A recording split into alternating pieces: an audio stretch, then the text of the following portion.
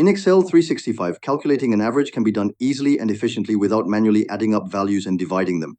Instead of summing the individual values and performing division yourself, Excel offers a built-in function designed specifically for this task. This function is called average. To use the average function, begin by entering the function name into the desired cell. Type average and then open parentheses. Next, select the range of cells that contain the numbers you want to average. For example, if you want to calculate the average of values in cells C7 to E7, select that range within the parentheses. After selecting the correct range, press Enter. Excel will automatically calculate the average of the selected range. In this example, the average of the values from cell C7 to E7 is 8.6. This result is generated instantly, saving time and reducing the chance of manual errors. To apply the same calculation to other rows or cells, you can use the drag and drop method in Excel. Simply click and drag the fill handle down to copy the formula to adjacent rows.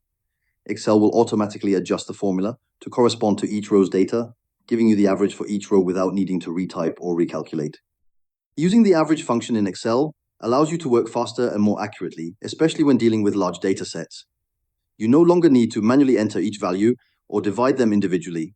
The function handles everything in one simple step. This is how you can efficiently calculate averages in Excel 365 using the average function.